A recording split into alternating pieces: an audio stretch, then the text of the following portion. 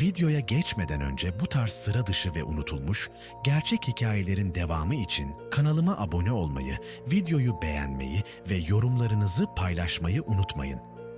Şimdi Amerika'da vinçle idam edilen bir filin, Mary'nin inanılmaz ama gerçek hikayesine geçiyoruz.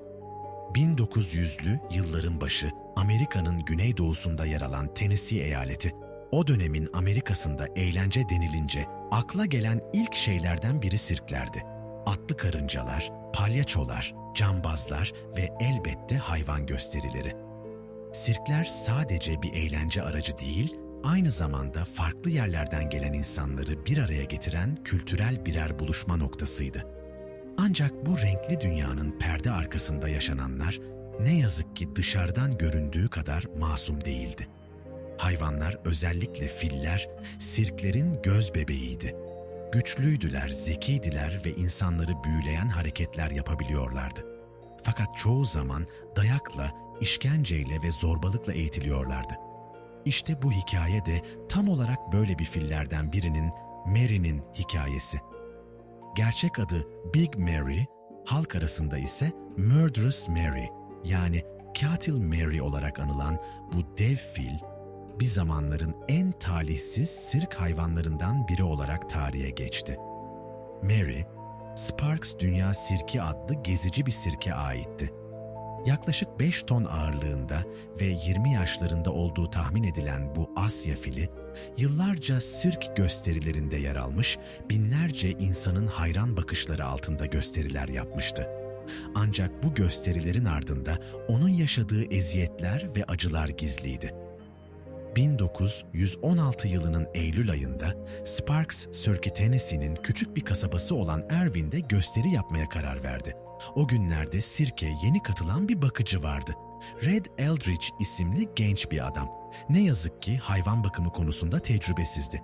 Daha önce hapishanede çalışmış, ardından sirkte iş bulmuştu. Mary'e refakat etmesi, onu yürütmesi ve kontrol altında tutması gerekiyordu. Fakat Mary gibi büyük ve hassas bir hayvanı kontrol etmek, yılların tecrübesini gerektiriyordu. Red, bu tecrübeye sahip değildi.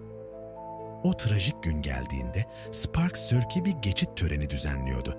Mary, diğer hayvanlarla birlikte kasabanın sokaklarında yürüyordu. Fakat bir anda beklenmeyen bir şey oldu. Görgü tanıklarının anlattıklarına göre Red Eldridge, Mary'nin kulağına sivri bir çubukla vurdu. Bazı anlatımlara göre bu çubuk, Mary'nin kulağında zaten var olan bir yarayı kanattı. Hayvanın acıdan deliye döndüğü söylendi.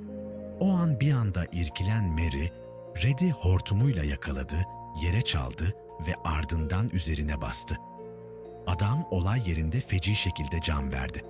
Sokakta bu olaya tanıklık eden kalabalık kısa sürede paniğe kapıldı.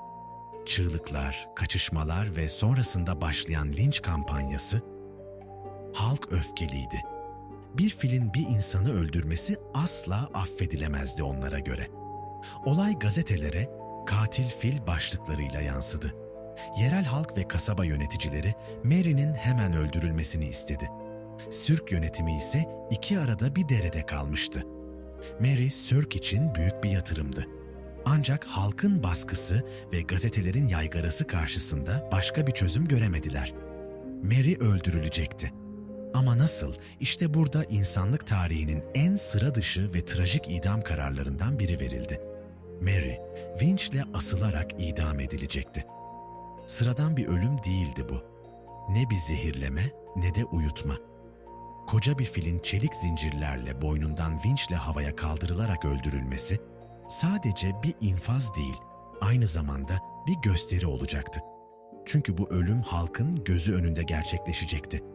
İnsanlar için bir nevi ibret sahnesi olacaktı bu. Katil bir hayvanın cezası. 13 Eylül 1916 sabahı Erwin kasabasının tren istasyonuna yüzlerce insan toplandı. Bazıları piknik yapar gibi sepetlerini almış, çocuklarıyla gelmişti. Bazıları ise olan biteni merakla izlemek isteyen gazetecilerdi. Sirkteki diğer fillerin gözleri önünde Mary bir tren istasyonunun yük vinciyle havaya kaldırıldı. İlk denemede zincir koptu. Mary yere düştü, kalçası kırıldı. Acılar içinde bağırarak kıvranıyordu. Ancak insanoğlu acımadı. İkinci denemede daha kalın zincirler kullanıldı ve Mary tekrar havaya kaldırıldı. Bu sefer süreç başarılıydı. Koca fil dakikalarca havada asılı kaldıktan sonra can verdi. Sessizlik çöktü. Sonra kalabalık dağıldı. Tıpkı bir gösteri biter gibi Mary'nin cesedi olay yerinde bir çukura gömüldü. Herhangi bir anıt, bir mezar taşı ya da bir hatıra dikilmedi. Onun ölümü o dönemin gazetelerinde sansasyonel haberlerle işlendi ama kısa sürede unutuldu. Fakat yıllar sonra bu olay tekrar gündeme geldiğinde insanlar neden sorusunu sormaya başladı. Neden bu hayvan bu şekilde cezalandırılmıştı? Gerçekten bir suç mu işlemişti? Yoksa yalnızca acı içinde kendini savunmaya mı çalışmıştı? Günümüzden bakıldığında Mary'nin hikayesi bir hayvanın değil, bir dönemin trajedisidir aslında. O dönemin adalet anlayışı, hayvan haklarına bakış açısı ve gösteri dünyasının acımasızlığı bu hikayede somutlaşmıştır. Mary aslında sadece bir kurbandı. Hem fiziksel şiddetin, hem bilgisizliğin, hem de halkın yönlendirilmiş öfkesinin kurbanı. Belki de en acı olan onun ölümünün bir tür eğlenceye dönüştürülmesiydi.